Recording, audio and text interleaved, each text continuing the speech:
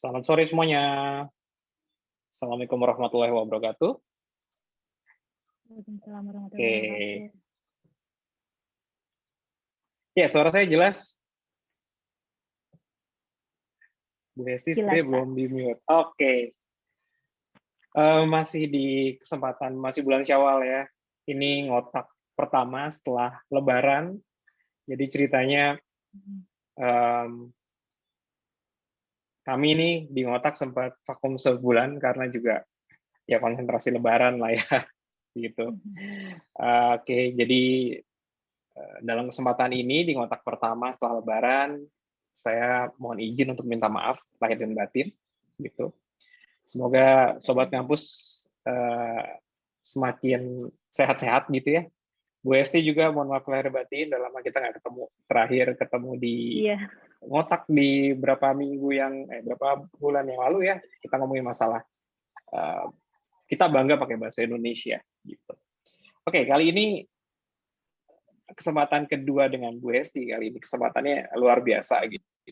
Ini sedikit recall memori saya ketika saya dulu di kelas 3 SMA. Waktu 3 SMA ketika mau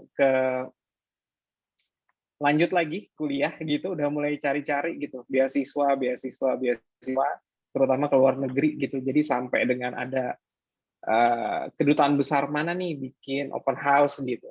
Saya datang tuh, dengerin, terus pasti ada salah satu alumni mahasiswanya yang jadi dicerita sukses story-nya gimana caranya dapat beasiswa itu. Gitu. Itu menyenangkan banget sih, gitu. Menyenangkan banget.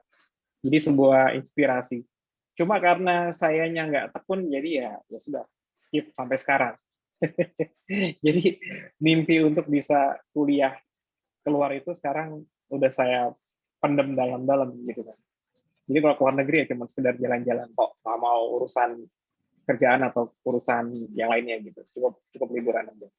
Dan kali ini, di kesempatan ini, kita akan diskusi dengan Bu Hesti. Kali ini luar biasa karena negaranya adalah Swiss gitu. Sebentar, saya tutup pintu dulu. Karena hujan. Jadi Swiss itu salah satu negara yang eksotis, keren banget gitu. Lihat aja tuh background-nya Bu Hesti gitu. Itu kalau teman-teman kalau sering posting Instagram gitu, kayaknya mungkin bukan tiap hari update foto Instagram, mungkin tiap berapa jam sekali gitu karena stok fotonya banyak banget. Gitu. Tapi itu salah satu ini juga sih, salah satu faktor motivasi gitu. Wah, pengen ke Swiss ya karena tempatnya bagus. Di situ ada Eiger gitu kan ya, Blanc gitu. Pokoknya eksotis banget lah gitu. Nah, itu jadi salah satu apa istilahnya? Karena environment-nya bagus banget gitu, bagus banget, Instagramable banget lah gitu. Gimana caranya? Apakah ada bagaimana caranya kita bisa mencapai ke negara tersebut? Swiss. Bagaimana caranya kita bisa bekerja, kuliah sambil bekerja gitu. Karena kan kalau dengar teman-teman kalau dari luar negeri biasanya kerja entah jadi even sampai nyuci piring pun ya gue cuci piring sampai dengan apapun itu. Tapi kalau di sana jadi tukang cuci piring nyampe Jakarta bisa beli BMW itu, tenang aja. Dikumpulin bisa beli something lah gitu ya. Oke, jadi kita akan bahas itu kali ini dengan Bu Hesti gitu ya. Selamat datang Bu Hesti. Halo Pak Roni, terima kasih Suaranya kayak kurang kesempatannya. kenceng, Maaf Bu. lahir batin. Oke, halo, Oke, sudah jelas suaranya? Oke, udah jelas Bu Hesti. Terima kasih ya kesempatannya ini diundang lagi. Semoga nggak bosen ya Sobat Ngampus. Yes, kayaknya juga happy gitu ya. Dan kemarin ada fenomena menarik Bu Hesti, yaitu adalah ada orang Indonesia yang viral. Viralnya itu adalah setelah dia ikut vaksin, terus kemudian orang tersebut mengklaim bahwasanya sisa vaksinnya itu, hasil vaksin itu bisa jadi magnet gitu. Jadi segitu prihatinnya saya terhadap tingkat literasi yang ada di Indonesia. Jadi selalu semangat lagi, wah kayaknya perlu nggalakin lagi ngotak gitu ya.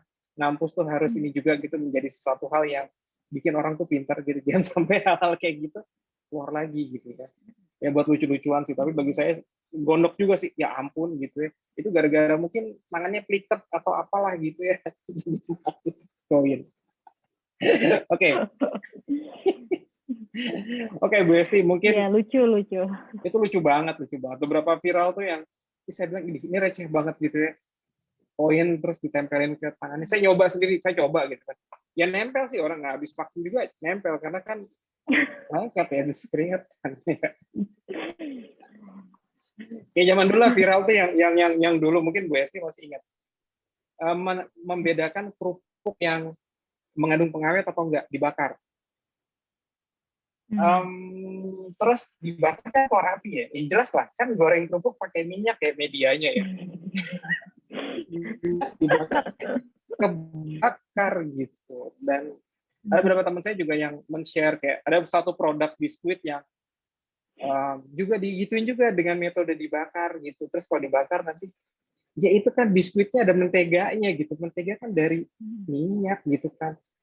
Terus ya kebakar lah gitu. Dan Itu di-share loh karena bagi dia saya sih. benar-benar nggak tahu atau memang orang sebegitu obsesinya untuk menjadi viral ya? Kayaknya sekarang Kayaknya ini. nomor 2.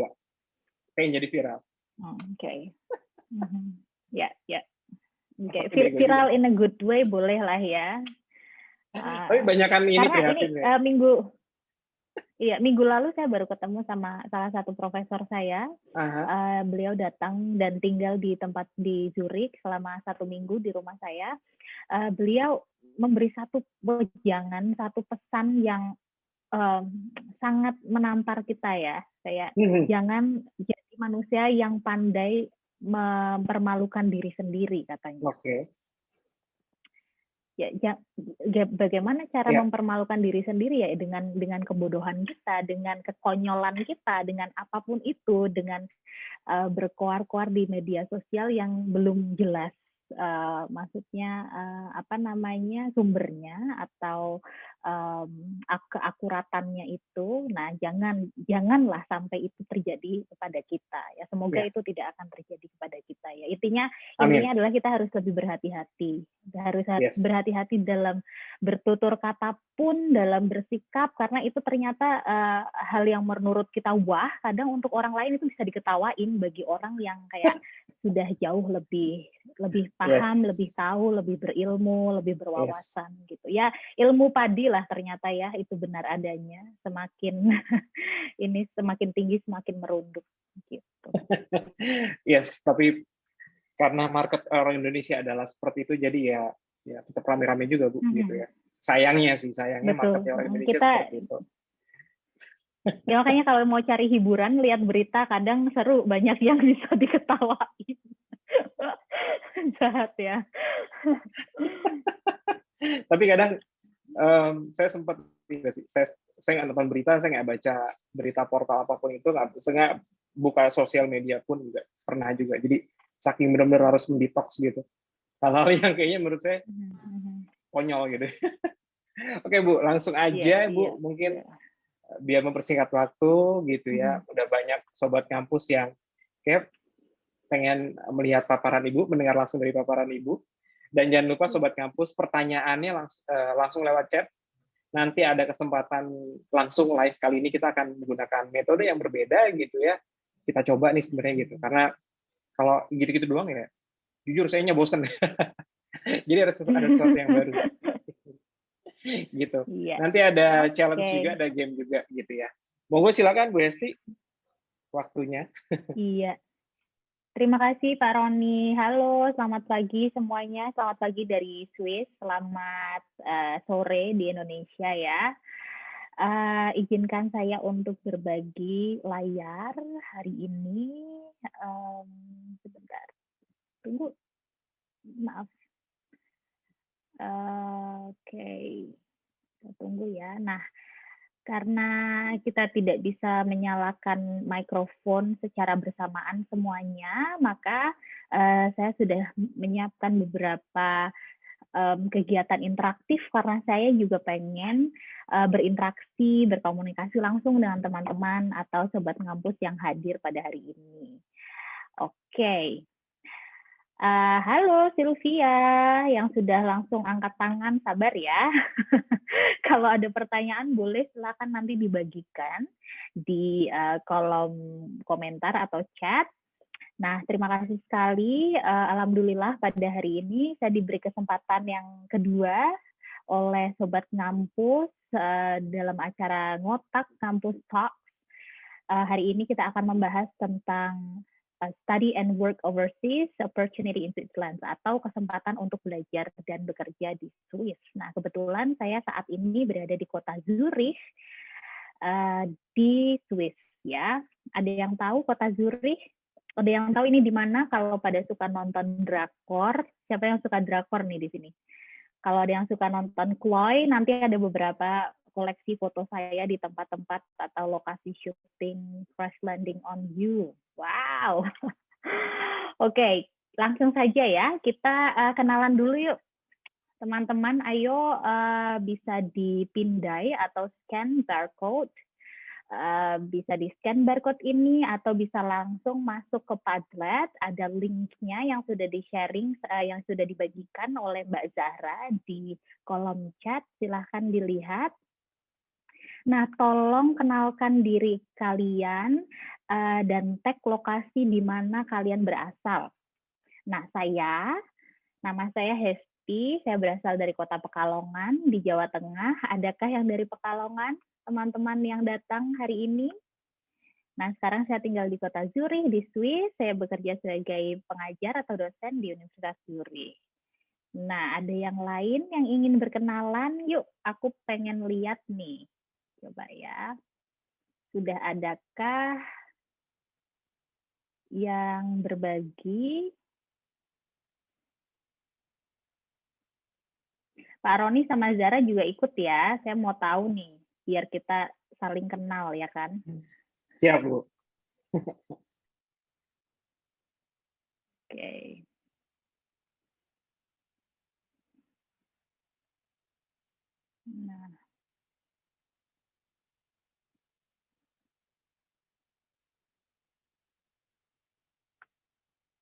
Nah, teman-teman bisa menekan tombol plus di sini, lalu cari dulu lokasinya ya, misalkan Bandung.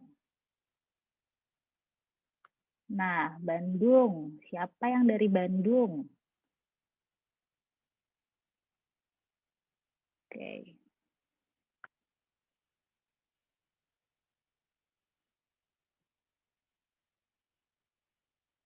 Ya.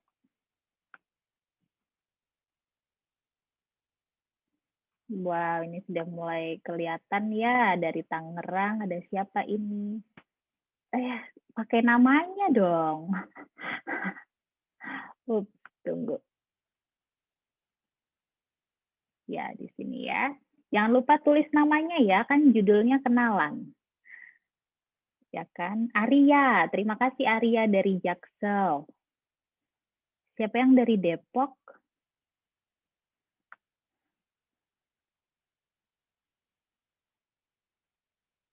Oke, ada yang dari Solo. Wow. Ini kayaknya dari Sabang sampai Merauke ada semua ya Pak Roni ya. Keren Semoga, sekali. Bu. Oke. Ada Arya. Kita ini.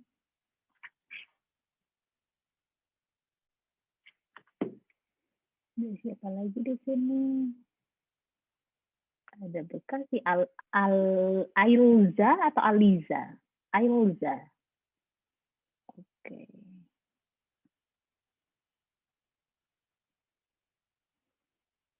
Ya, ada lagi yang lain. Ada yang dari Bali. Wow. Ada yang dari Gianyar ya. Ada lagi yang lain? Ada yang dari Jawa Timur. Oke. Ada air. Tiupi.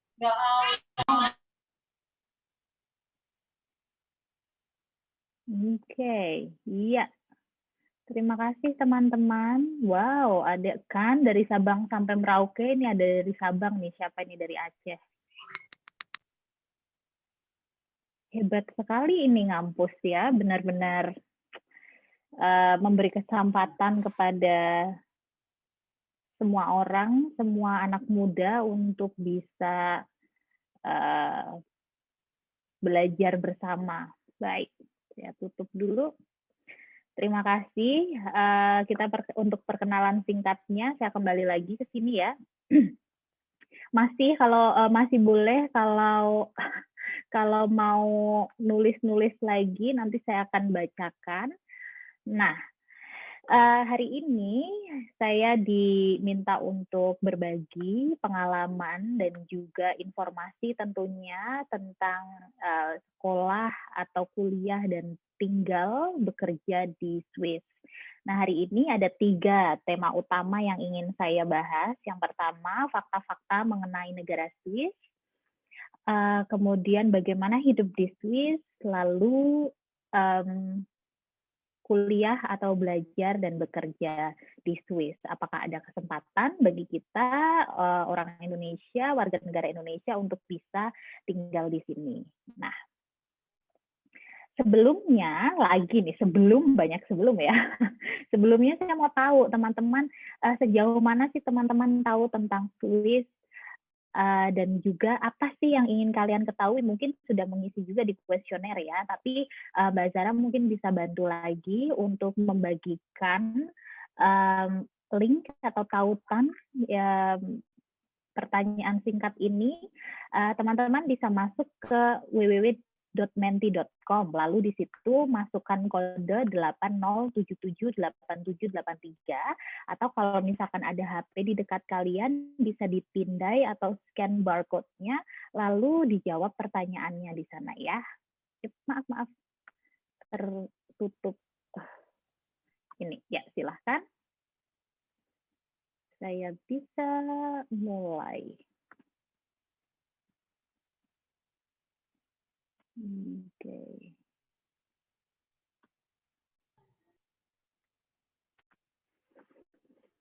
Bisa diakses Pak Rodi dan Mbak Zara Mentinya? Saya lagi coba reload ya Bu ya. Tadi it's not open. Oke, tunggu sebentar. Saya buka sekarang. Ya. Tunggu ya Pak Roni, ini mungkin sinyalnya masih nyangkut di Dubai, transit dulu. Kayak naik pesawat. Kayak harus mudik aja Bu. Kayaknya nih. Kalau enggak laptop saya yang ngambek, udah seringan buat pakai webinar gitu kan, nggak pernah istirahat. Bisa diganti Bu. Sambil kita tunggu teman-teman yang lain ya. Oke. Ini masih loading di tempat saya untuk buka mulai. Oh, oke. Kayaknya Mentinya dihajar sama banyak orang gitu ya.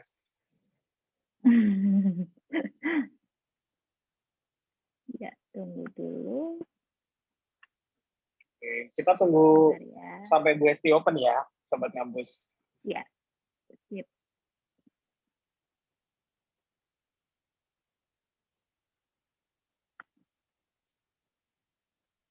Udah.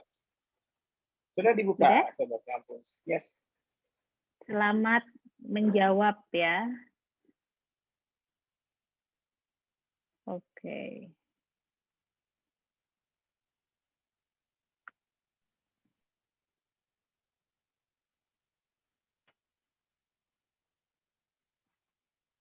Nah, di sini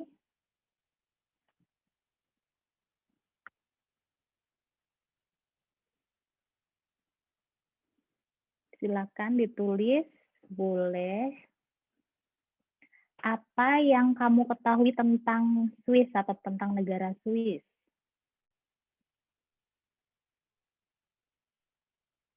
Markas FIFA, oke, Eiger, wow. Alamnya keren, betul kayak yang di foto ini ya. Gunung.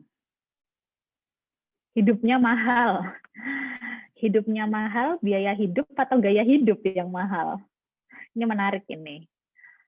Oke, Swiss Army knife ya, Victoria Knox ya, oke, Swiss Army, damai, wow, saya suka kata ini damai. Oke, coklat betul sekali. Ada lagi teman-teman? Ayo masih ditunggu.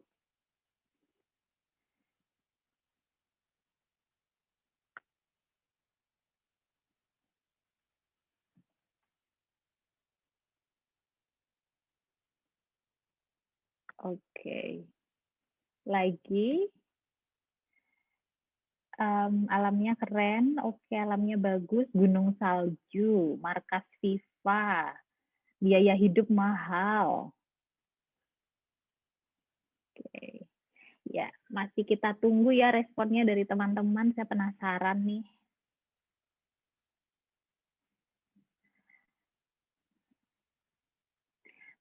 Pak Roni sudah bisa lanjut ke pertanyaan berikutnya?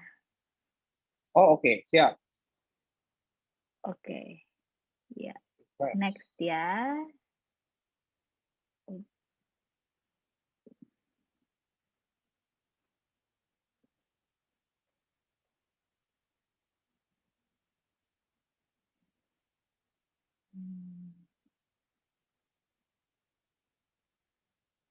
Oke, tunggu sebentar, saya bagikan di sini. Ya, bisa dilihat layar saya, jawaban teman-teman. Kelihatan, Bu. Nah, oke, di sini ya, saya ingin. Oke, apa yang ingin kalian lakukan di Swiss? Apakah ingin berwisata, kuliah, kerja, atau yang lainnya? Atau bertemu saya? Lain-lain itu termasuk ketemu sama saya ya. Oke, silakan dijawab. Semuanya pengen berwisata. Itu pilihan yang tepat sebetulnya. Ada yang kuliah juga akhirnya. Kuliah. Akhirnya ada manfaat ya, ada yang ingin kuliah. Soalnya kalau semuanya pengen berwisata, kita ganti topik. Traveling in Switzerland ya Pak ya. Beda ini lagi nanti. Beda topik. Beda topik lagi, beda sesi. Langsung pivot kita, Bu. Topiknya. Iya, langsung change. Foto-fotonya saja yang saya tampilkan gitu, nggak jadi datanya. Belum pernah kan, Bu, webinar yang tiba-tiba topiknya pivot gitu kan? Kalau itu terjadi kita doang, Bu. Tiba-tiba ya nggak ini berwisata. Nanti akhirnya hanya kita saja, kita bertiga sama Mbak Zara, pesertanya yang lain pada kabur. Ada lagi yang ingin menjawab berwisata, kuliah, bekerja, atau yang lainnya? Ayo Sobat Ngampus, kita coba nih. Siapa tahu ini jadi ada doa 33 baru. Biasanya baru kalau ini langsung, yang... iya. Biasanya langsung apa ya, termindset di otak. Oh iya, nanti kita akan coba nih. Gitu. Oh iya, pernah ngejawab. Tiba-tiba nanti berapa tahun ke depan, insya Allah bisa gitu. Iya. Ada jalannya. Betul sekali. Pasti kita mulai dari sekarang ya. Biasanya kalau misi seminar live itu saya bawa peta beneran, Pak. Jadi saya tempel di tembok. Mereka selalu suruh lari, tempelkan tempelkan notes, notes gitu ke lokasi negara yang kamu impikan, kamu pengen. Ya sebetulnya di Indonesia itu sudah sangat bersyukur ya, bukan berarti kita harus keluar dari Indonesia, tetapi sesekali perlulah kita, walaupun untuk berwisata, walaupun ke negara-negara tetangga, itu penting untuk membuka wawasan kita juga. Ada yang pengen kerja juga di Swiss, wow. Oke, menarik ya. Oke, kita lanjutkan yang ketiga.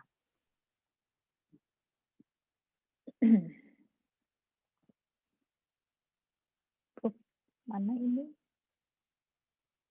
Kita lanjutkan.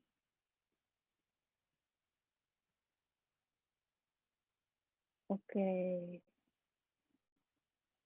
Yang satu lagi. Oke. Sebentar. Ini ada sedikit kendala teknis. Ya, di sini apakah sudah bisa dilihat?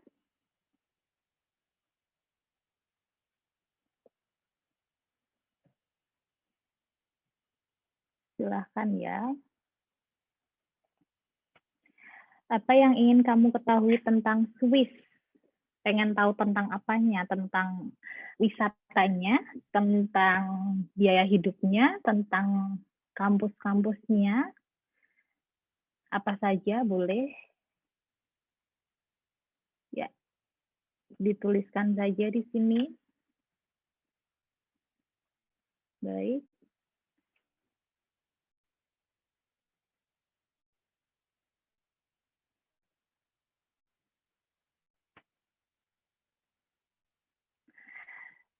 Pendidikan, kuliah IT, dia tidak ada semuanya jawabannya bisa saya akses.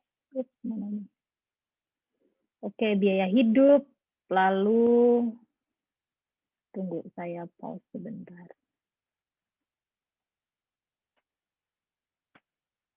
Oke.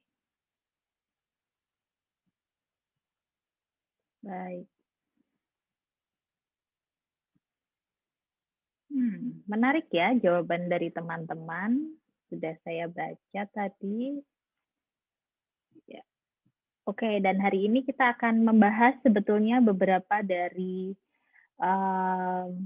apa yang diharapkan teman-teman tadi, topik-topiknya sudah saya coba rangkum dan akan saya bagikan beberapa saat lagi. Oke, kita mulai dari fakta-fakta ya tentang Swiss. Nih, we are Switzerland. Semua data saya ambil dari Federal Statistics Office atau FSO, pemerintah Swiss pada tahun 2017 ya. Nah, populasi penduduk Swiss saat ini kurang lebih ada 8 juta ya, 8,5 juta penduduk. Dan Swiss merupakan ya top 5 foreign nationals by country of origin. Ada Italia, Jerman, Portugal, Prancis, Kosovo. Jadi tidak asli semuanya orang Swiss ya, tetapi ada dari mana-mana gitu di negara tetangga juga. Switzerland is one of European nations with the highest proportion of foreign residents, currently 2.1 million. 2,1 juta penduduknya adalah orang asing. Nah, termasuk saya ini orang asing yang tinggal atau memiliki residensi di Swiss. Nah, ini ada 25% dari penduduknya adalah berwarga negara asing, sedangkan warga negara Swissnya ada 75%. Ya, nah tadi teman-teman ada yang menyampaikan bahwa Swiss itu damai, tenang, indah, alamnya cantik. Ya, itu memang terbukti bahwa life expectancy atau ketahanan hidup ya, mereka panjang umur, rata-rata orang Swiss itu memiliki pola hidup yang sangat baik. Life expectancy-nya untuk perempuan itu bisa berusia sampai 85 tahun, untuk laki-laki bisa sampai 81 tahun. Jadi kalau kita bayangkan di Indonesia, kalau di desa-desa, di pegunungan, di kampung itu masih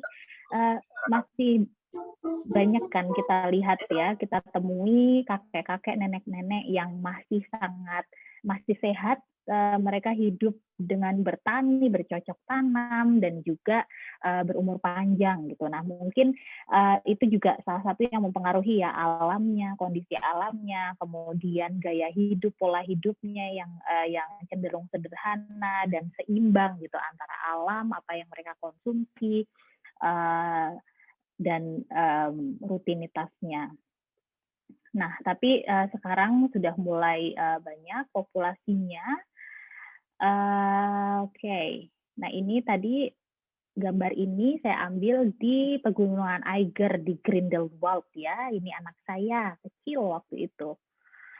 Nah, ini alam yang sesungguhnya.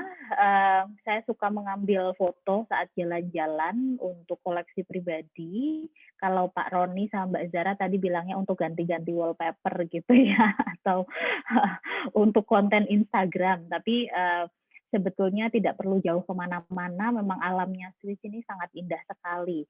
Swiss ini terletak di jantung Eropa ya.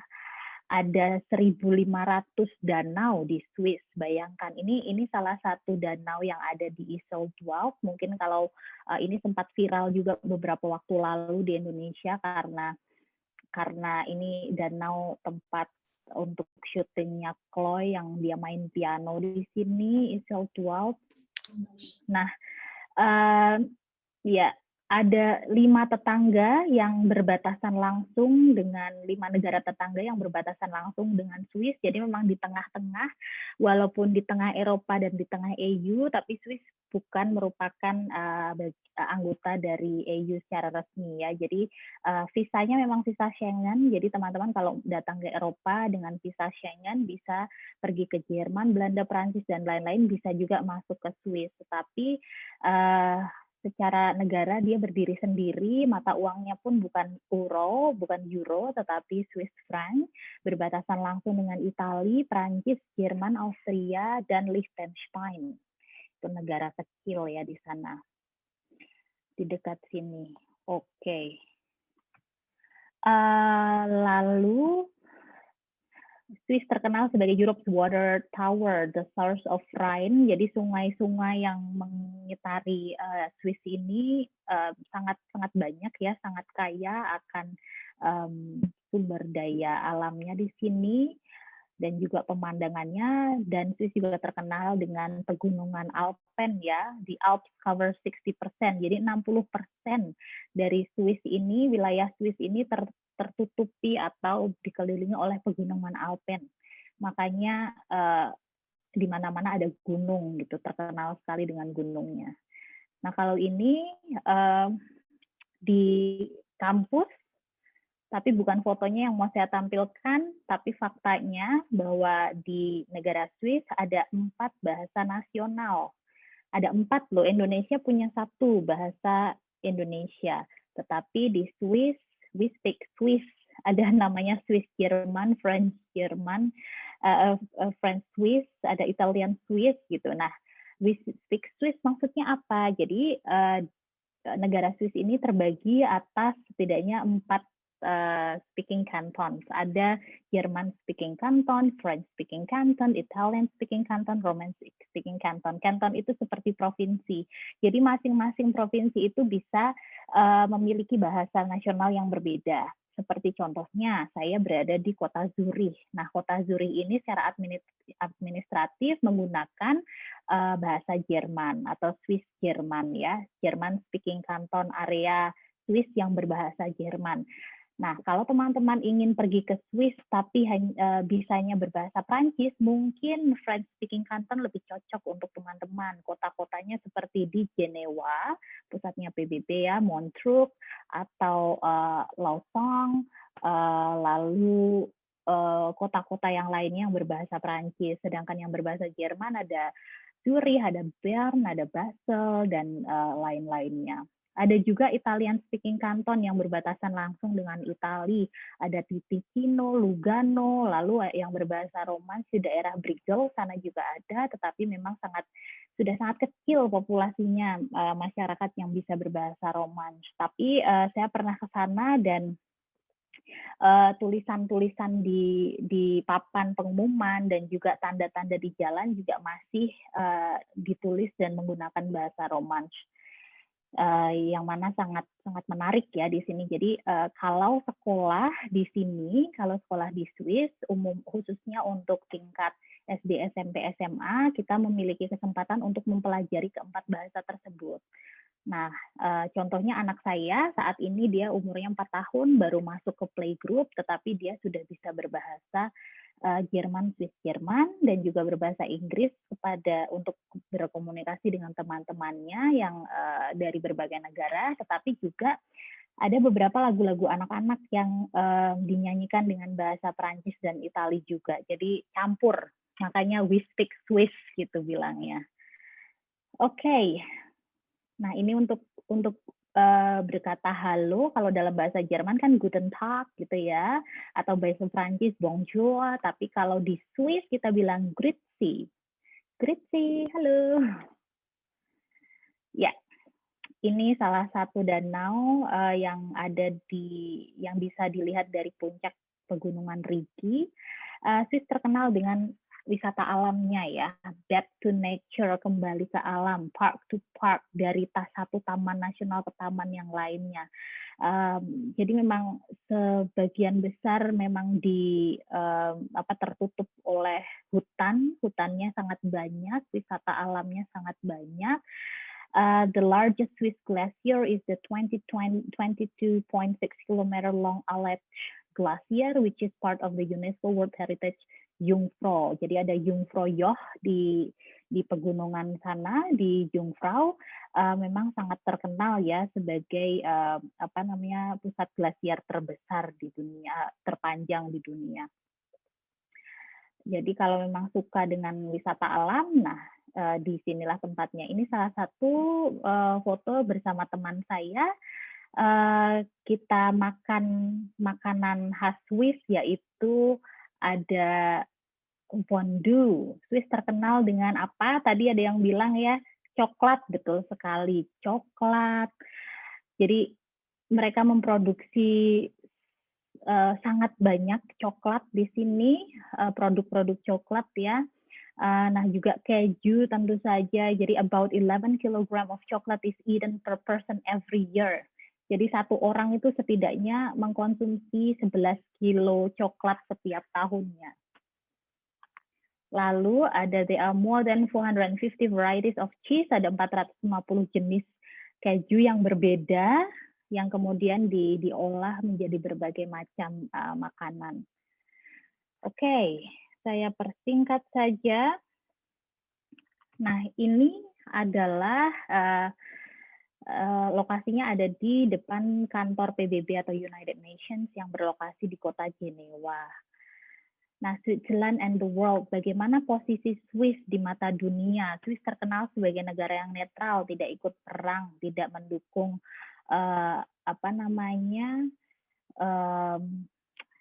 stand politiknya sangat netral begitu ya. Jadi as a neutral country, sebagai negara yang netral, Swiss tidak terlibat dalam konflik bersenjata dimanapun ya. Maka dari itu Swiss dipilih sebagai negara untuk menjadi pusat kantor PBB, Persatuan Bangsa-Bangsa, United Nations. Nah, di sini sangat netral dan sangat stabil dan sangat aman ya, sangat aman dan nyaman. Nah, bagaimana dengan living in Switzerland, bagaimana dengan hidup di Swiss, bagaimana biayanya dan pengeluarannya, biaya hidupnya. Nah, berdasarkan swissinfo.ch, the cost of living in Switzerland is among the highest in the world. Jadi memang Swiss itu terkenal, tadi juga sudah ada yang menuliskan di kuesioner ya, Swiss itu mahal sekali, betul. Mahalnya itu memang luar biasa, bahkan termasuk salah satu negara termahal di dunia ya, khususnya untuk kota Zurich dan kota Jenewa. Tetapi tentu saja mahalnya kota ini atau negara ini sebanding lurus dengan fasilitas yang kita dapatkan dan juga pendapatannya. Nah, kalau mau kuliah atau kerja di Swiss, kira-kira gimana ya? Kalau mau kuliah di Swiss bisa habis berapa ya? Biaya hidupnya bagaimana? Nah, rata-rata memang untuk single atau hidup sendirian kita butuh setidaknya 1.300 Swiss franc. Swiss franc itu mata uangnya Swiss ya, atau setara dengan Rp15.000 per 1 Swiss franc, atau 1.300 euro per bulan. Ini menggunakan euro supaya lebih familiar ya, sekitar berapa? 16-17 juta per bulan, karena memang biaya untuk sewa akomodasi itu memang sangat mahal dibandingkan dengan Jerman. Swiss bisa mungkin 2 kali lipat dari negara-negara tetangga seperti di Jerman dan di Belanda atau di Italia, di Prancis begitu. Nah, untuk berdua atau bahkan satu keluarga seperti kami bertiga tentunya mungkin kita butuh lebih banyak lagi ya, lebih besar lagi budgetnya untuk akomodasi, makanan, transportasi. Nah, untuk kota Zurich sendiri, contohnya ada transportasi umum berupa tram, bis, dan kapal atau perahu gitu yang bisa kita akses. Kita harus berlangganan gitu, membeli tiketnya bisa per hari atau berlangganan 1 hari itu untuk satu zona kota Zurich saja 1 hari sekitar 8,80 Swiss franc atau berapa ya, 130.000 rupiah gitu. Nah, kalau 1 bulan bisa berlangganan dengan kartu anggota member khusus dengan harga setengahnya saja sebanyak 80 Swiss franc. Nah, untuk makanan itu tergantung, biasanya kita ada di sini lebih sering food preparation atau menyiapkan makanan kita sendiri, memasak di rumah untuk menghemat atau untuk berhemat, karena untuk makan di luar setidaknya satu porsi satu orang itu minimal ya 20 Swiss franc untuk dine out atau sampai 35 franc atau 500.000 sekali makan di luar. Maka dari itu kita biasanya rajin masak dan menyiapkan makanan kita sendiri. Bagaimana dengan belajar di Swiss atau kuliah di Swiss? Nah, ini satu gambar universitas di mana saya bekerja saat ini mengajar bahasa Indonesia bagi penutur asing, bagi mahasiswa di UZH dan ETH. Kita bahas sedikit tentang biaya kuliah. Nah, di Swiss ini walaupun mahal, tetapi biaya pendidikannya sangat-sangat terjangkau. Jadi dari TK sampai SMA itu jika kita masuk ke sekolah umum, sekolah pemerintah, maka semuanya akan ditanggung. Tidak akan dikenai biaya apapun, tidak ada uang gedung, tidak ada uang SPP, semuanya gratis. Semua anak memiliki hak untuk mendapatkan pendidikan yang layak. Ya, nah setelah itu mulai dari SMA bisa menentukan apakah mau masuk SMA atau SMK, kemudian apakah mau langsung bekerja setelah SMK atau masuk ke universitas. Nah, untuk masuk ke universitas untuk program S1 itu juga cukup terjangkau ya. Untuk di kampus ini setidaknya bachelor dan master program sekitar 400, mulai dari 400 atau sekitar 6-7 juta per tahun ya. Tidak ada biaya model SPP per semester begitu, tidak ada uang gedung, uang masuk apa itu tidak ada. Sampai 3.700 tentu saja ini tergantung jurusannya apa. Mungkin untuk medical, untuk kedokteran memang lebih mahal ya, tetapi 3.700 juga masih sekitar 50 juta per tahun untuk mahasiswa kedokteran. Jadi masih cenderung terjangkau. Nah, sedangkan untuk PhD atau S3 PhD bahkan lebih murah lagi ya, bisa kalau tidak salah 100 Swiss franc 1,5 juta per tahun. Hanya membayar 1,5 juta per tahun ya, tetapi biaya hidupnya ini bisa 10 kali lipat, 10 kali lipatnya mungkin. Oke, jadi mereka Swiss Public Universities atau kampus-kampus negeri di sini mendapatkan pembiayaan dari pemerintah. Jadi memang itu yang membuat SPP-nya sangat terjangkau dibandingkan dengan SPP atau biaya kuliah yang patok oleh negara-negara seperti di Inggris dan di Amerika. Ya, di Inggris itu mahal sekali kuliah di sana, walaupun biaya hidup cenderung lebih murah daripada Swiss, tapi biaya pendidikannya sangat mahal. Nah, mana sih kampus-kampus terbaik yang direkomendasikan? Nah, ini saya ambilkan data dari World University Ranking tahun 2021 untuk wilayah atau negara Swiss. Dari yang pertama sampai yang ke-7 setidaknya ya. Yang pertama ada ETH Zurich, kampusnya Bapak Albert Einstein, ada EPFL, Polytechnique Fédérale Lausanne di Lausanne, ini berbahasa Prancis, tapi untuk beberapa program ada juga yang berbahasa Inggris ya. Yang di kota Zurich ada 2 yang terbaik, setidaknya ada ETH dan University of Zurich di mana saya bekerja. Kemudian ada University of Basel, tetangganya Zurich, kota sini dekat sini ada di Bern juga, pusat pemerintahannya, termasuk KBRI, Kedutaan Besar Republik Indonesia juga ada di kota Bern. Ada lagi di Uni-G, yang ini Uni B, Unibas, Uni B, Uni G ada di Jenewa, dan ada University of Lausanne, ada di Lausanne. Ya. Oke. Sedangkan ini tadi ranking dunia ya. Nah, ETH Zurich ini masuk ke Ivy League karena dia nomor 14 di dunia. Nah, ini pemandangan dari belakang, maaf, sebentar. Ini tadi depannya kita lihat ini ya, kita lihat ini belakangnya ada gedung-gedung ini yang bisa kita lihat dari teras kampus. Bagaimana dengan tuition fees at Top Francis University? Ini bahkan lebih murah ya untuk ETH di EPFL dan Uni Basel, Uni Zurich, rata-rata ini tuition fee atau SPP-nya, tetapi lagi untuk studi S2 dan S3 bahkan biasanya S3 khususnya lebih murah, lebih terjangkau.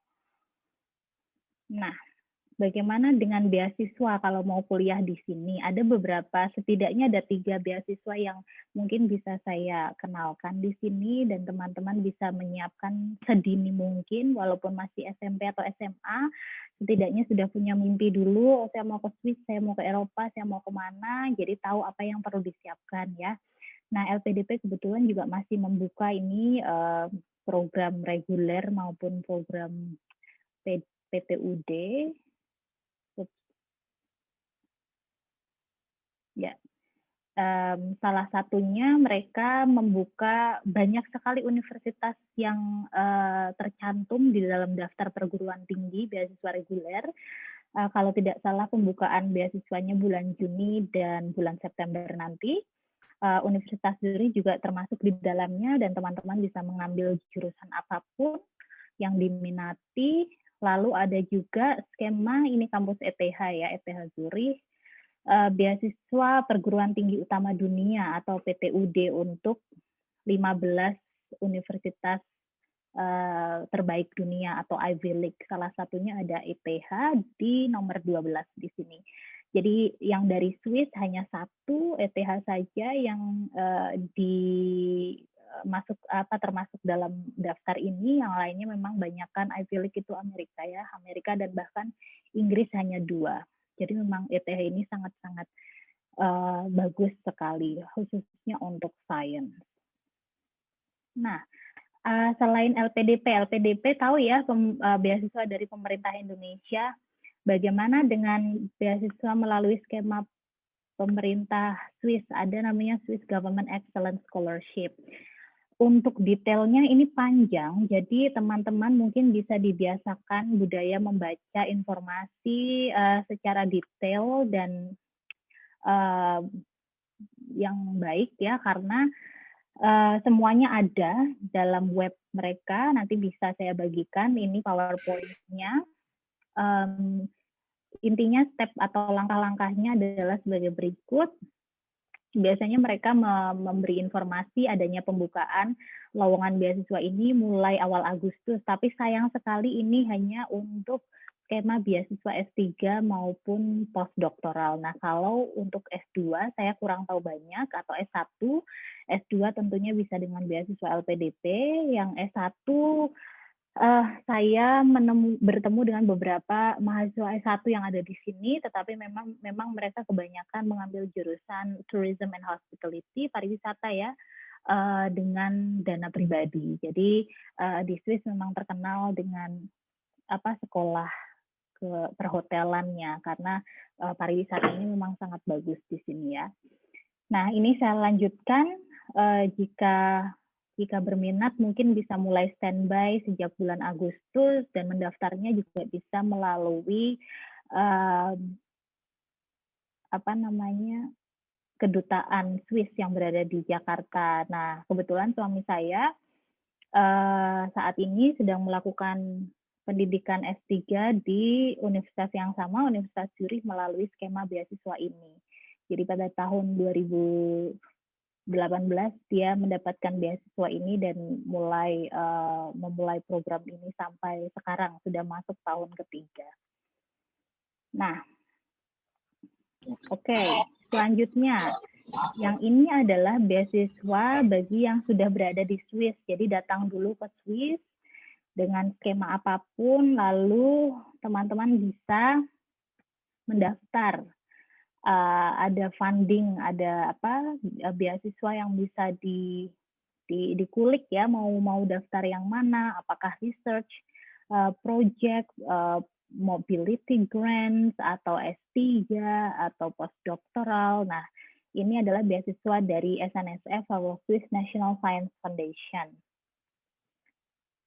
Nah, kalau memang berniat untuk kuliah di Swiss, bagaimana alurnya, apa yang harus dipersiapkan, saya tidak memiliki banyak informasi bagi yang berencana untuk S1 di Swiss, karena memang mungkin lebih banyak yang di Jerman untuk S1-nya ya, tetapi untuk S2 dan S3 ini yang saya tahu, ini biasanya syarat umum dari pemberi beasiswa, sedangkan IELTS, TOEFL, GRE ini juga harus disesuaikan apakah mau mengambil jurusan MBA atau jurusan social science atau science. Secara umum IELTS-nya untuk doctoral degree itu memang 7 setidaknya, sedangkan untuk master minimal 6,5, sedangkan TOEFL-nya di sini 550 atau 600 setidaknya. Nah, ini yang perlu disiapkan ya, kita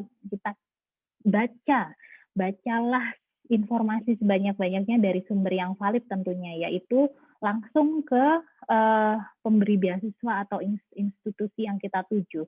Misalkan kita mau mendaftar di UZH, University of Zurich, ya kita buka webnya University of Zurich.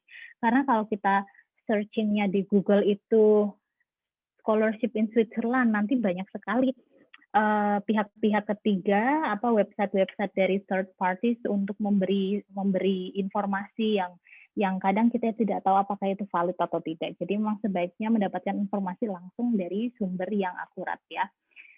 Nah, saya nggak tahu apakah teman-teman di sini ada yang sudah atau banyak yang sudah selesai S1 kemudian berencana untuk lanjut S2 atau S3 di sini atau di luar negeri.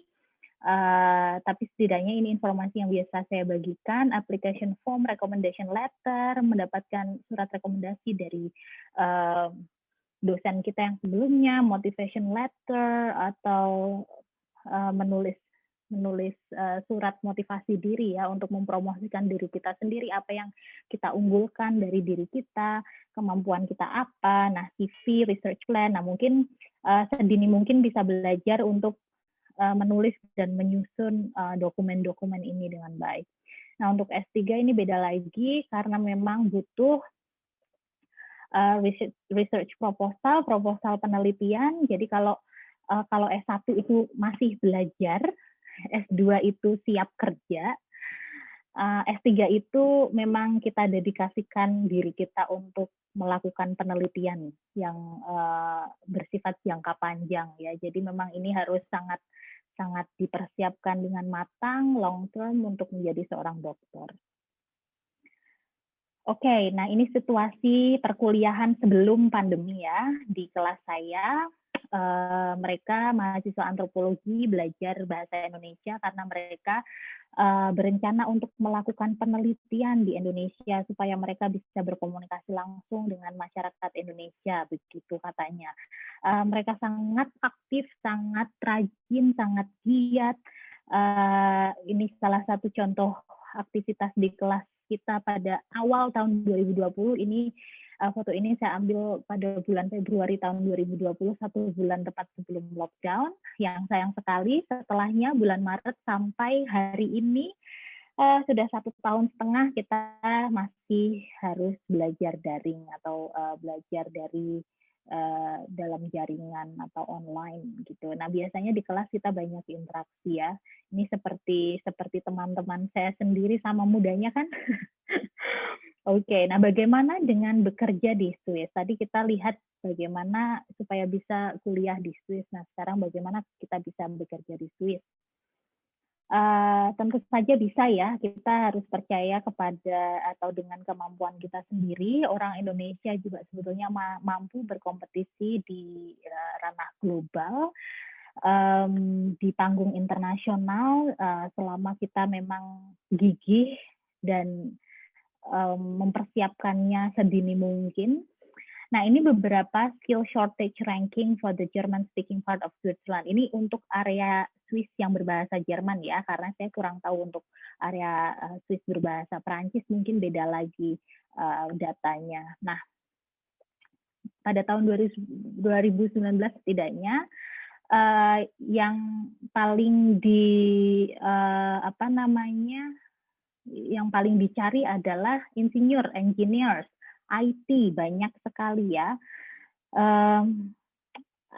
Technician, fiduciary job juga ada, nanti kita bahas lagi di sana. Medicine and pharmaceutical, tapi untuk medical memang ini tantangannya sangat besar ya. Mungkin kita mengejarnya masih sangat banyak dari segi, tidak hanya dari segi bahasa saja, tapi juga penyetaraan ijazahnya nanti. Nah, teaching and educational job, jadi masih banyak sebetulnya ya. Tetapi memang mereka juga memprioritaskan untuk, jadi mereka ada 3 layers atau tiga circle. Yang pertama, mereka memprioritaskan masyarakat Swissnya dulu, warga negara Swiss. Yang kedua, warga EU, warga Eropa ya. Nah, yang ketiga baru negara ketiga seperti kita yang dari Indonesia dan ASEAN. Makanya untuk bisa bekerja di Swiss dan masuk ke ranah pekerjaan profesional itu memang sangat jarang. Ya, bisa dibilang langka lah ya. Sangat luar biasa jika kita bisa menembus pasar kerja di Swiss. Biasanya ada beberapa alasan kenapa untuk saya, kenapa kok saya bisa akhirnya di sini, karena jenis pekerjaan saya sangat niche, sangat spesifik, sebuah pekerjaan yang orang Swiss tidak bisa lakukan, yaitu mengajar bahasa Indonesia gitu ya. Kalau mengajar bahasa Inggris saya nggak mungkin, karena ada orang Inggris, ada orang Amerika mungkin, jadi persaingannya memang global di sini. Nah, top 5 in Switzerland as a whole: engineers, technician, fiduciary jobs, information technology, medicine and pharmacy. Nah, sedangkan bottom 5 in Switzerland as a whole ini ada cleaning, tenaga kebersihan, commercial and administrative jobs untuk marketing, hospitality and housekeeping, konstruksi, trade and retail jobs, tapi setidaknya memang ini minimal perlu menguasai bahasa lokal ya, bahasa Jerman atau bahasa Swiss Jerman. Nah, ini yang tadi saya sampaikan, kenapa saya bisa menembus pasar ini, karena memang kebetulan jenis pekerjaan yang saya tawarkan ini sangat spesifik. Jadi pekerjaan yang orang Swiss tidak bisa lakukan, yaitu mengajar bahasa Indonesia, tentunya dengan beberapa persyaratan yang sudah terpenuhi, sertifikat mengajar dan lain sebagainya.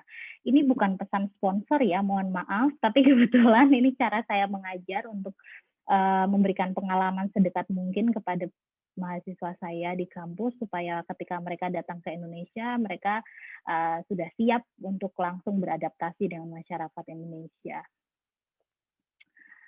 Nah, dealing atau winning the job market, what to prepare, apa yang perlu teman-teman persiapkan dari sekarang ya? Tentu saja pendidikan.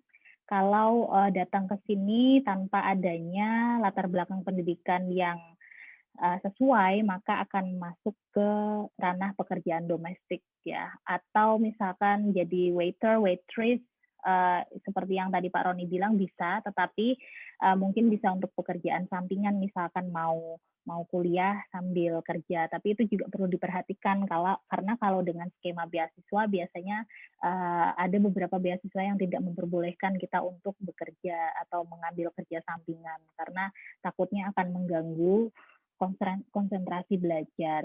Dan kalau udah keasikan cari uang, itu biasanya lupa sama tugas utama, yaitu sekolah. Jadi diselesaikan dulu sekolahnya, latar belakang pendidikannya, supaya bisa nanti mendapatkan pekerjaan yang lebih baik lagi.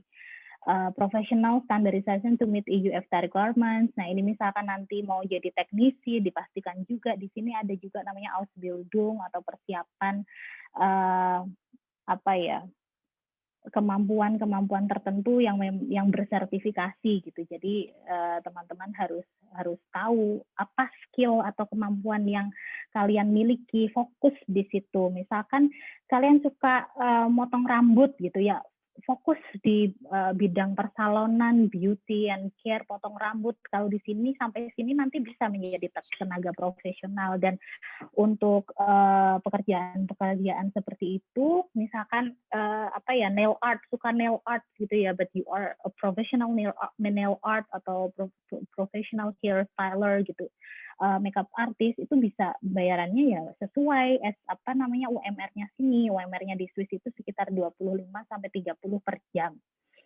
Ya, atau 500.000 per jam. Nah, itu sudah, atau babysitter gitu juga biayanya 30 Swiss franc per jam. Jadi memang sangat tinggi ya.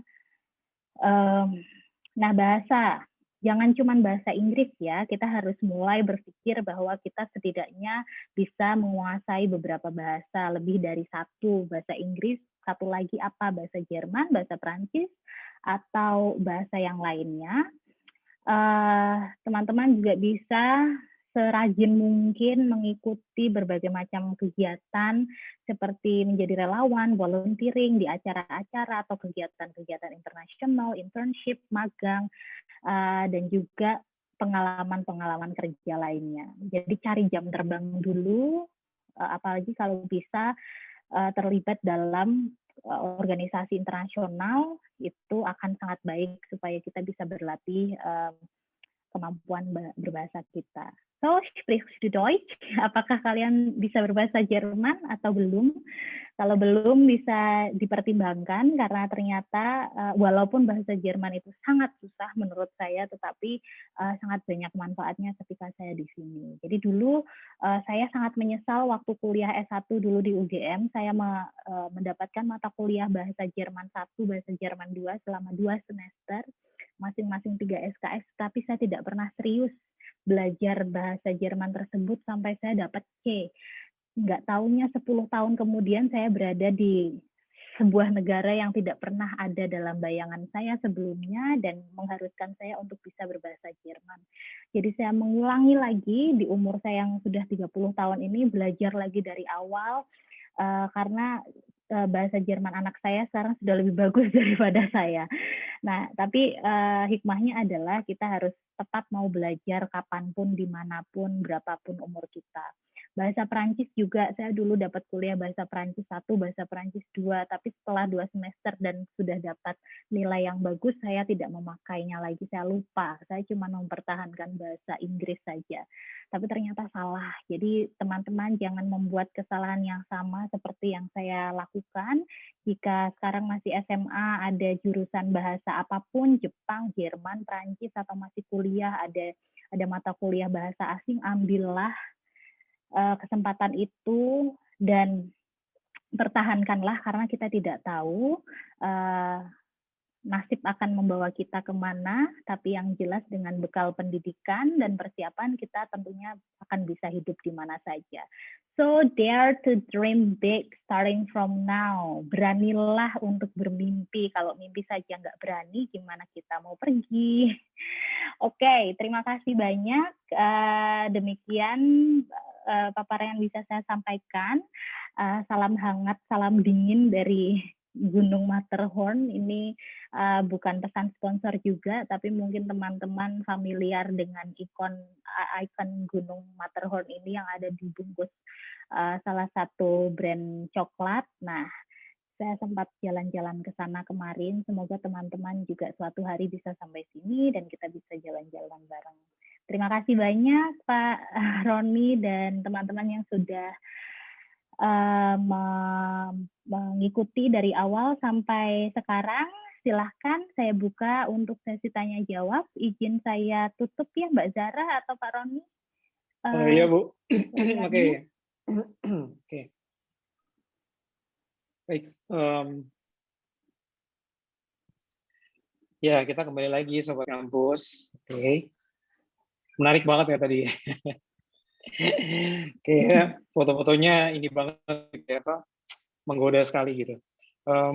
Tadi kalau Bu Hesti tadi sempat apa istilahnya menyatakan bahwasannya beliau sangat amat menyesal gitu ya.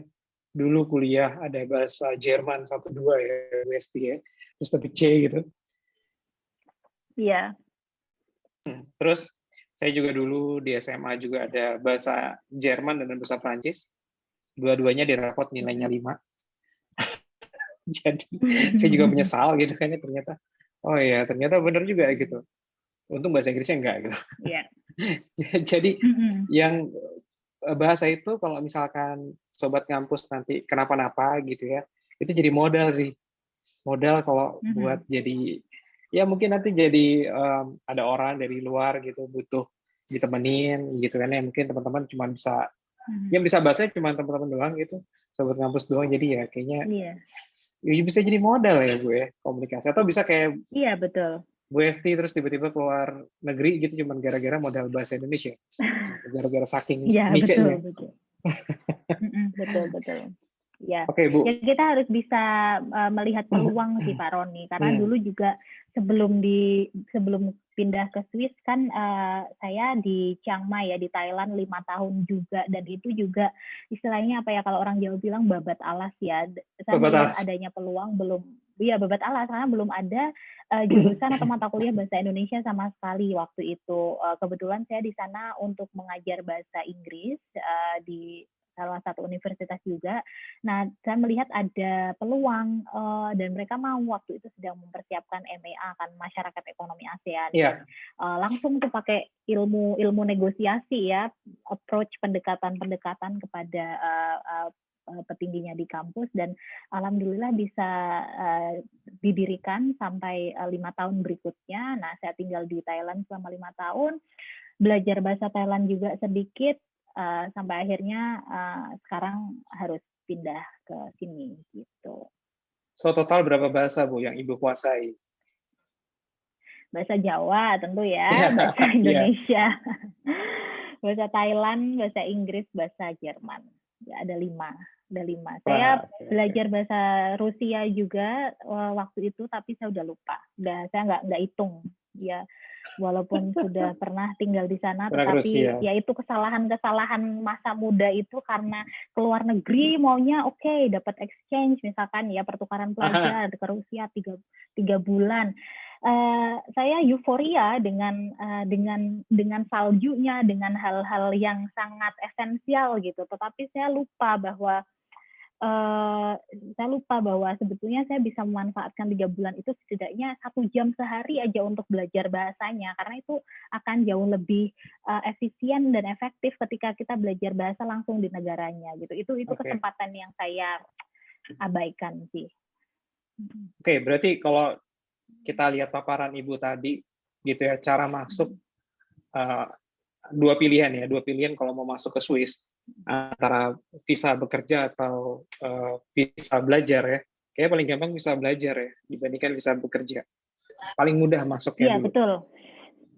Berarti betul. Belajar dulu aja gitu ya, sambil nanti mencari pekerjaan. Kira-kira gitu ya Bu ya? Iya.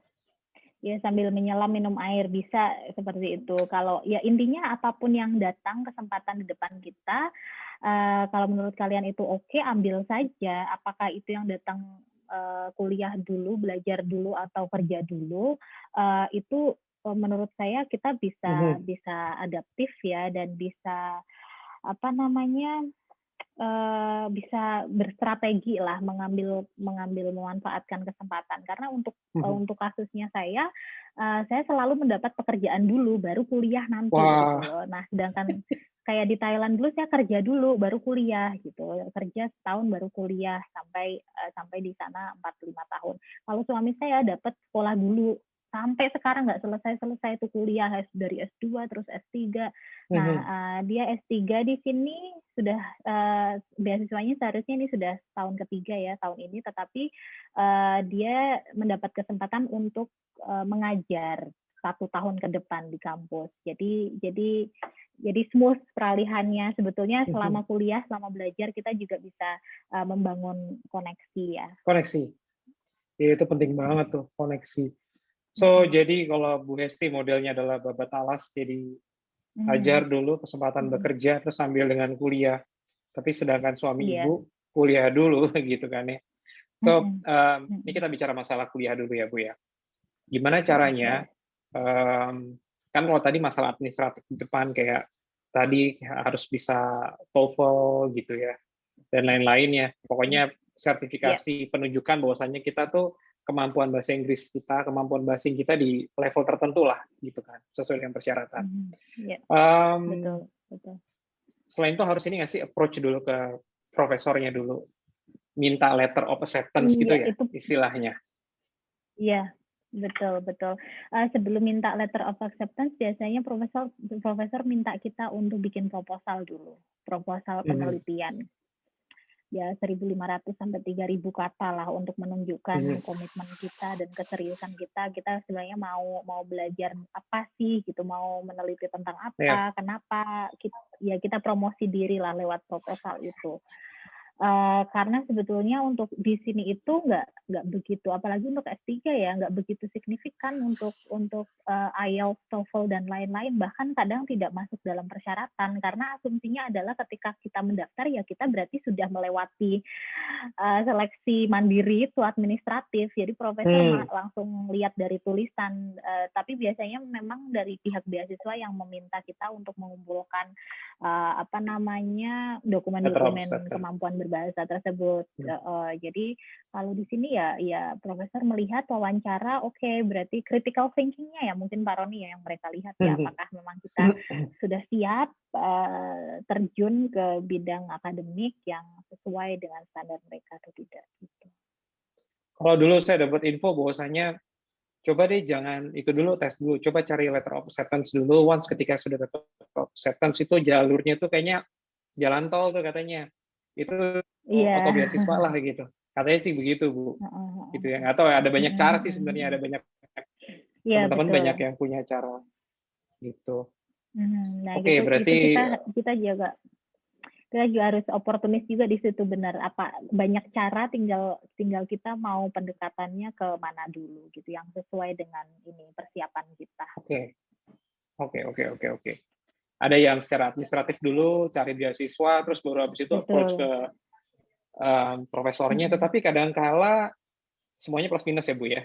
Kadangkala kalau yang udah dapat lampu hijau dari profesor itu kayaknya sampai dengan research-nya itu udah fokus tuh, udah tahu kita akan kemana gitu. Sedangkan kalau yang apa istilahnya secara administratif sudah oke, baru pas nyampe sana baru ngomong sama profesornya, itu tuh 1 semester 2 semester kayaknya masih belum firm ya mau kemana gitu ya.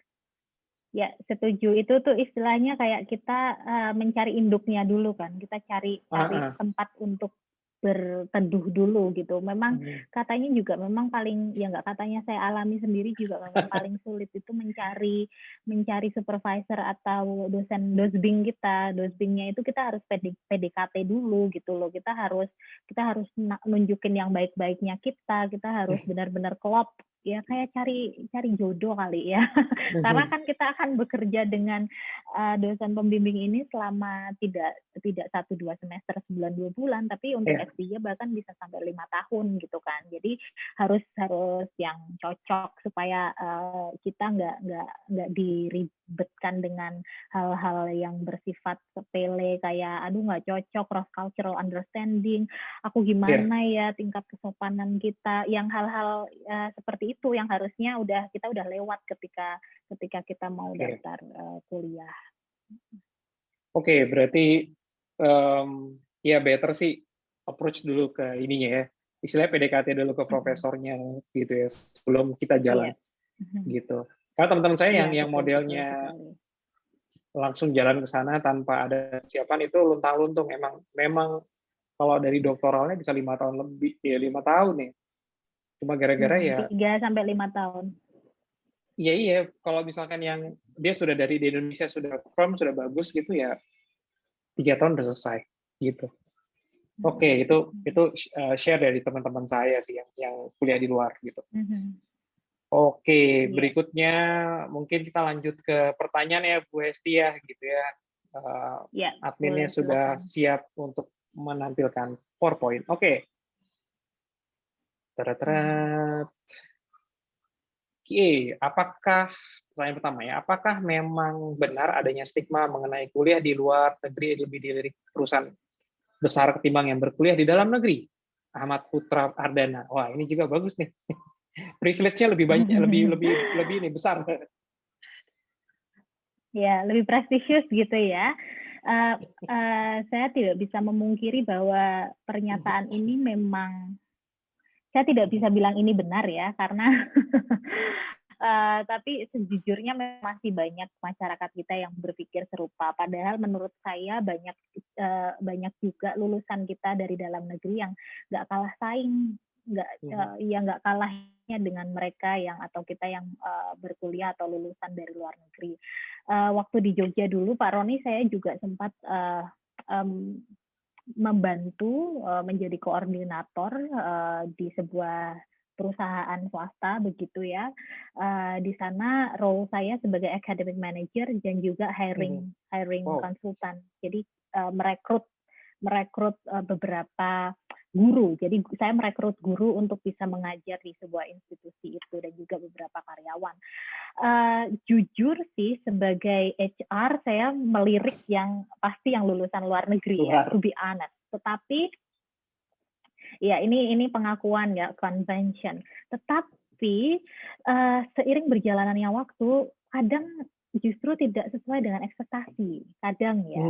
Kadang sulit untuk menyamakan atau menyesuaikan dengan persepsi perusahaan di dalam negeri yang ya dengan berbagai kompleksitasnya dari segi budgeting, dari finance, dari marketing, dari work ethic, itu dari budaya bekerjanya karena mereka dari luar negeri masih terbawa lifestyle gitu di luar yang kemudian kurang bisa diterapkan, kurang bisa sejalan dengan budaya perusahaan seperti itu. Jadi tidak melulu ya, tapi mungkin dilirik perusahaan besar iya. Ya, tetapi tidak selalu. Jadi kalian harus tetap percaya dengan bahwa skill itu akan menjawab semuanya, akan mengatasi semuanya. Semua isu-isu ini akan akan bisa kita bantah gitu ya. Karena pada akhirnya nanti yang akan mereka lihat ya skill. Makanya kita bisa mengambil kesempatan untuk mempromosikan diri sebaik mungkin ketika saat melamar pekerjaan meskipun tidak berkuliah di luar negeri. Oke. Mungkin juga ini kali ya Bu ya, orang tuh biasa kalau hidup di luar negeri lama itu lebih mandiri. Jadi life skill-nya itu improve. Karena gini ya, orang yang biasa hidup di dua season gitu ya, dengan orang yang hidup di 4 season gitu kan, itu beda banget. Iya, betul Pak Roni. Sama time management mereka lebih bisa mungkin ya, kalau saya sendiri lebih ya work life balance, tidak baper juga di dalam pekerjaan. Kadang kalau budaya kita masih ada budaya pekelur atau tidak enak hatinya itu masih besar ya, tapi feodal banget ya, kalau kita. Oke, berarti salah satunya adalah masalah sudah ini terjawab, masalah cultural gitu. Oke. Lanjut, pertanyaan berikutnya. Apa saja keuntungan dari seorang mahasiswa yang beranikan diri untuk kuliah di luar negeri? Waduh, bisa jadi YouTuber sebenarnya. Bisa jadi. Ibu nggak jadi YouTuber, Bu? Ini selebgram ya. Banyak loh. Sempat kepikiran, Pak Roni. Tapi secara mental saya nggak siap. Jadi kayaknya mending saya ngajar 7 kelas sehari deh daripada suruh jadi YouTuber. Ternyata itu pekerjaan yang berat loh. Iya. Iya, produksinya yang berat. Keuntungan dari seorang mahasiswa yang beranikan diri. Keuntungan untuk bisa apa ya, terjun langsung ke masyarakat yang asing, yang kita asing dengan budayanya gitu. Sebetulnya itu mengasah kita untuk bisa menjadi pribadi yang lebih tangguh in so many ways. Karena orang bilang hidup di luar negeri itu enak, ya oke, kalian lihat di Instagram ya, di Instastory itu enak, semuanya enak, tapi ada banyak hal di balik itu, perjuangannya yang mungkin tidak ditampilkan karena satu dan lain hal, bukan karena nggak suka yang sedih-sedih, tapi memang untuk menghindari drama dan mungkin stress release-nya itu dengan berbagi hal-hal yang baik untuk menyebarkan positive vibes, tapi sebetulnya ada proses perjalanan hidup dan pendewasaan di balik foto-foto indah itu yang mungkin tidak kita dapatkan di Indonesia. Contoh sederhananya ya, biasanya saya di Indonesia apa-apa bisa jajan, mau jajan tinggal ke warung, kalau hujan ada GoFood, sorry sebut merek, apa. ada GrabFood atau apa ojek online dan segala macam, ada taksi, ada ini. Di sini kita nggak bisa kayak gitu. Ya ada, tapi apakah mau delivery setiap hari untuk satu loyang pizza yang harganya 300.000 setiap hari, kan enggak gitu loh. Jadi di situ financial manajemennya juga kita lebih terasah, kita mengatur diri, kita jauh dari keluarga. Kasarnya kalau beras habis nggak bisa pulang ke rumah orang tua ya kan. Untuk Bu minta beras, gulaku habis gitu, nggak bisa. Jadi ini sebuah tantangan. Keuntungannya banyak, pengalaman, relasi, network itu juga luar biasa. Oke, ya sekian sih. Jadi ya pasti ini ya. Mungkin nggak usah kuliah dulu, coba jalan-jalan dulu deh ke luar negeri, Singapura misalkan, Mbak Nabila. Ya. Itu 3 hari aja, pasti kamu akan mendapatkan insight yang baru. Gitu, dapat insight yang baru lah. Pokoknya setiap luar negeri itu, ya tadi ya seperti Bu Hesti bilang, kita bisa mendapat sebuah open-minded lah. Jadi, oh ternyata begini ya, kehidupan yang layak dan ini, yang manusiawi gitu istilahnya. Gitu. Jadi kalau sekarang sih Indonesia tuh Jakarta terutama itu udah bagus banget lah. Maksudnya sudah manusiawi, sedikit manusiawi semenjak ada MRT. Once ketika MRT itu ada, edukasi segala macam itu jalan juga otomatis gitu, edukasi untuk antri gitu ya. Itu udah selangkah lebih maju dibandingkan zaman-zaman dulu. Gitu. Jadi beruntung aja sih. Ya mungkin itu. Mungkin berikutnya adalah pertanyaan ketiga, jika melanjutkan pendidikan di Swiss dengan beasiswa, apakah biaya kehidupan ditanggung oleh pihak pemberi beasiswa atau kita harus bekerja memperoleh penghasilan sendiri? Nasibnya nih. Tidak. Ya, terima kasih Julika ya. Kalau kita kuliah dengan dengan sponsor atau dengan skema beasiswa, maka semuanya akan ditanggung, dari tiket pesawat dan juga biaya hidup kita dikasih lah ya, per bulan kita bisa mengatur sendiri mau sewa rumah yang lebih murah atau agak fancy atau kayak gimana. Nah itu kita dikasih uang saku bulanan itu untuk mengatur semuanya, tapi semuanya itu sudah diatur atau disesuaikan dengan kebutuhan biaya hidup yang ada di negara ini gitu, di sini. Jadi tidak under rate juga, tidak. Jadi semuanya sudah siap. Biasanya asuransi juga sudah dibayarkan. Ada juga nanti biasanya biaya riset tambahan dan lainnya gitu. Jadi kita itu belajar di sini tuh, kita belajar tapi digaji gitu loh. Jadi udah nggak bingung besok mau makan apa, sudah sangat yaitu ya work life balance-nya, karena kita kan untuk memproduksi sebuah ilmu itu memang butuh ini kan, butuh ketenangan ya, hati dan mental. Iya pasti. Tapi bayangin juga ngampus sekali makan di luar gitu ya, itu 500.000 rupiah ya. Itu levelan naik, Bu. Ya. Fast food gitu ya? Kebab deh. Enggak, kalau kebab, kalau kebab gitu mungkin 200 lah, 150 sampai 200.000 satu orang ya. Wow. Tapi kalau di Jerman bisa separuhnya, makanya teman-teman yang dari Jerman nggak mau aku jajan di Swiss gitu. Di Swiss tuh hanya untuk jalan-jalan, tapi kita bawa bekal gitu. Jadi kalau ke Jerman jadi orang kaya ya Bu ya? Iya, betul. Jadi ke Jerman jadi orang kaya. Iya. Iya. Karena dulu sempat beberapa teman saya juga ketika itu Italia lagi krisis ekonomi ya. Dia bilang, gila, dia dari Indonesia. Gue tuh ke Italia tuh jadi kayak orang kaya gitu. Apa-apa murah. Iya. Benar. Bener, ada masanya itu kan, Bu. Ada masanya di mana itu murah banget gitu. My God. Yeah. Oke. Jadi, pada akhirnya, ini kan tergantung dari lifestyle ya, Sobat Ngampus ya. Kalau misalkan dikasih budget berapapun, sebenarnya pasti kayak kita gajian lah. Emang gaji cukup terus gitu kan. Kayaknya kalau tiap ketemu gajian pasti ada yang kurang aja gitu. Tapi bagaimana caranya kita bisa menyikapi, menyesuaikan. Karena setahu saya sih, pasti Sobat Ngampus harus bisa pinter-pinter tadi ya. Ngatur keuangan tadi seperti Bu Hesti bilang. Iya, betul. Oke. Berikutnya lagi. Ada berapa pertanyaan lagi ya? Oh, banyak banget. Oke. Banyak juga ya. Ini tadi Bagaimana cara paparannya kepanjangan ya. Apa-apa, Bu? Kita make it fast sedikit lagi. Bagaimana cara mengatur baik agar kuliah bekerja dan pegang semua? Aduh, ini seru sih. Time management. Pengalaman Ibu.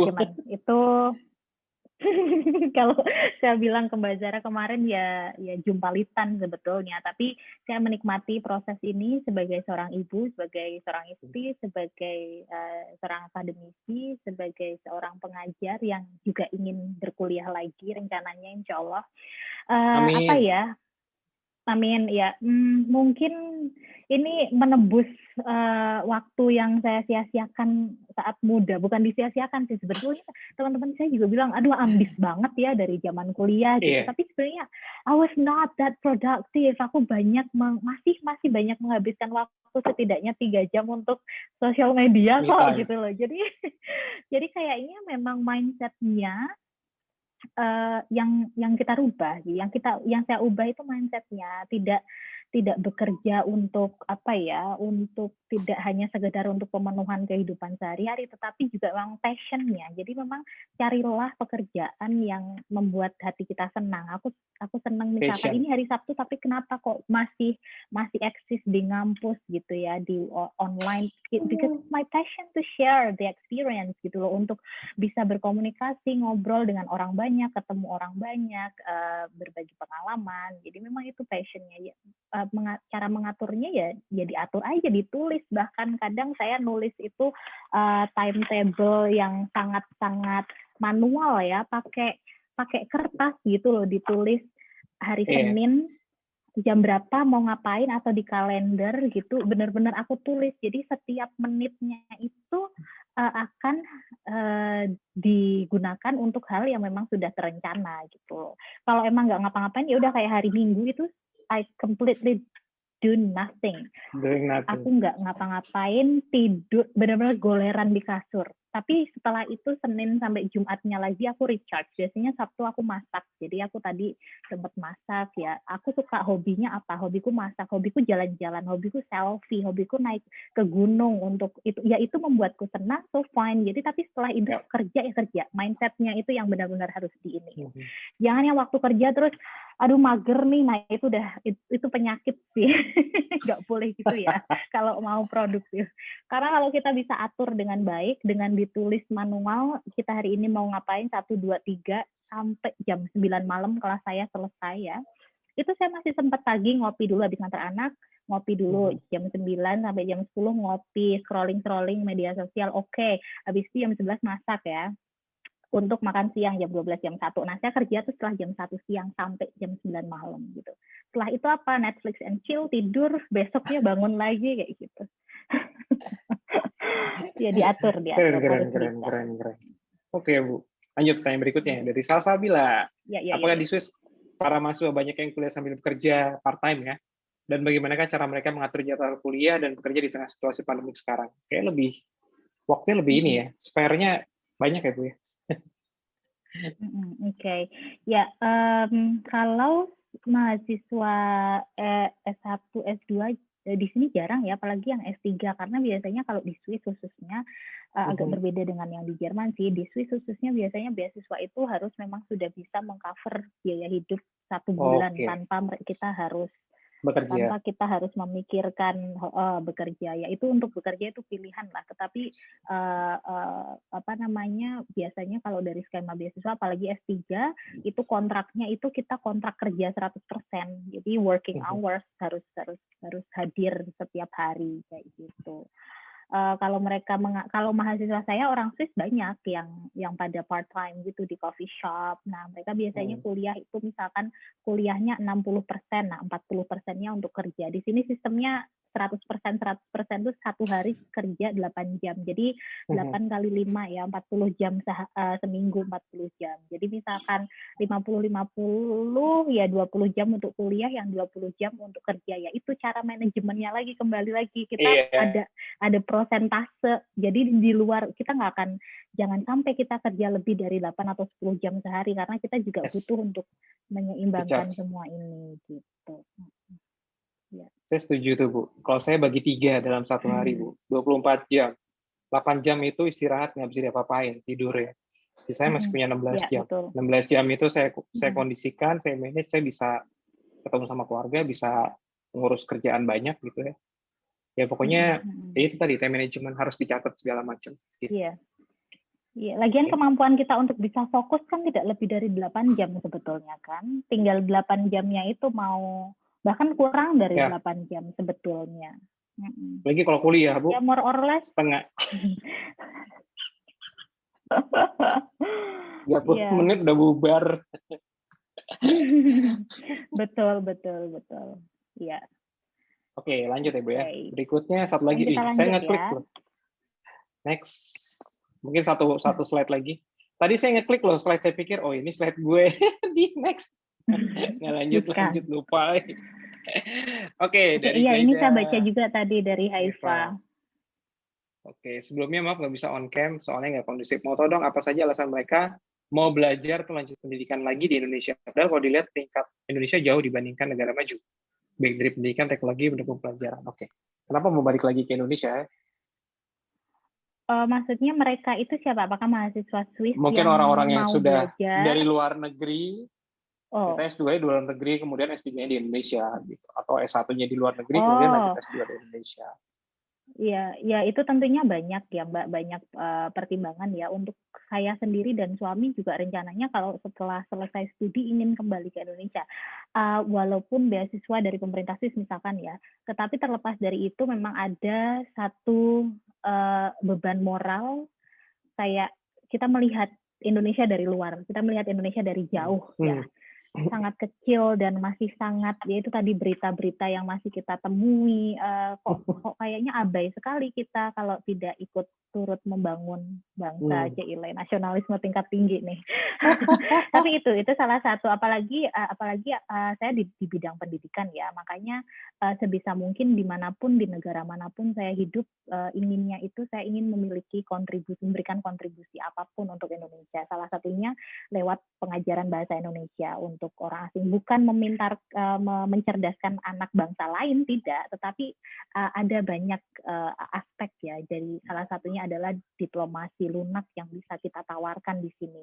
Dengan mengenalkan bahasa Indonesia kepada masyarakat Swiss, mereka mungkin akan tertarik untuk berwisata, berinvestasi, mengembangkan apapun itu bisnis atau pendidikan akademik di Indonesia. Jadi yang untung siapa lagi kalau bukan negara kita di Indonesia gitu. Jadi banyak, dan untuk bisa berkontribusi untuk Indonesia itu tidak hanya lewat satu pintu, ada banyak sekali pintu. Kita hanya butuh mengetuk hati kita satu kali saja untuk memberikan secuil kontribusi, walaupun kecil, itu akan sangat berarti. Karena kalau kita muluk-muluk terlalu besar juga, kita sesuaikan dulu energi kita cukup atau enggak ya kan. Nah, jadi betul.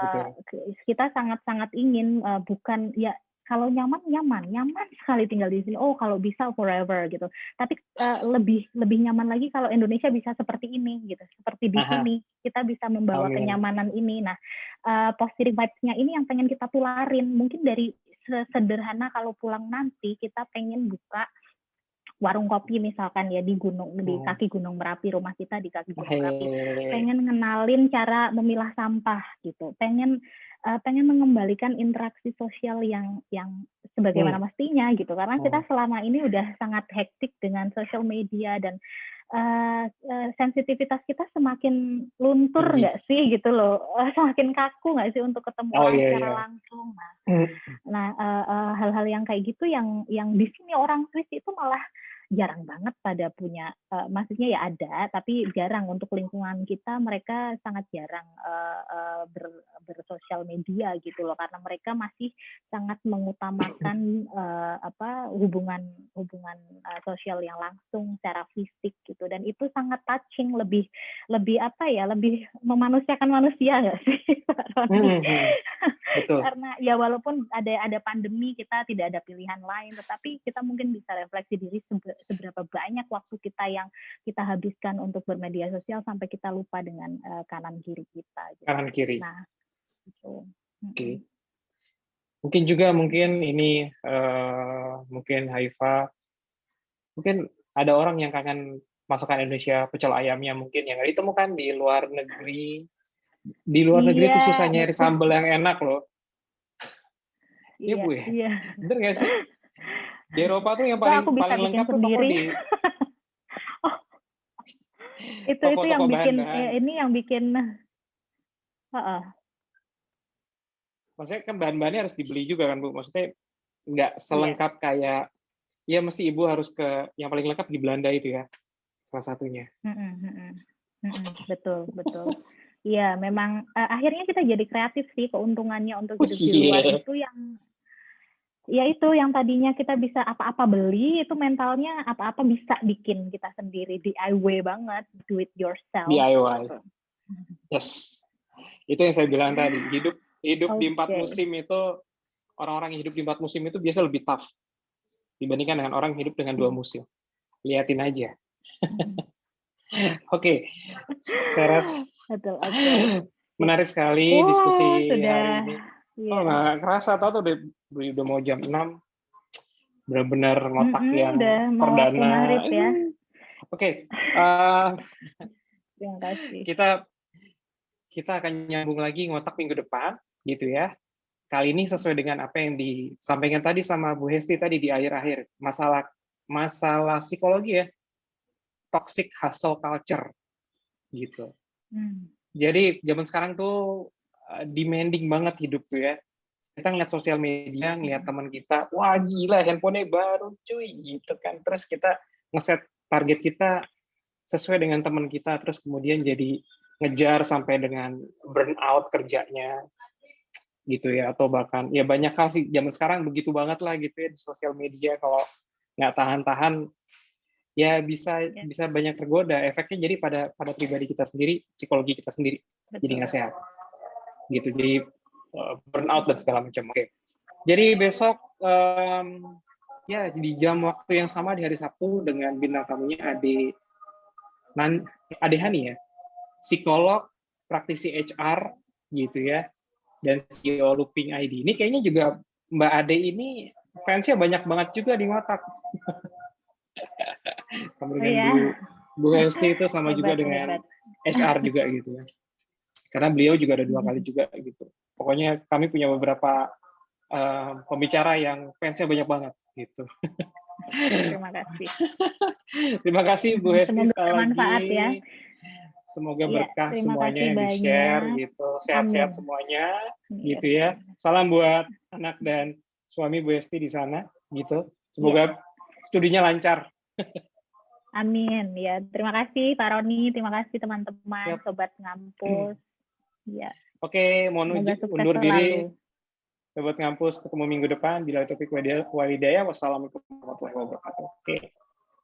Izin live. Warahmatullahi wabarakatuh. Ya, di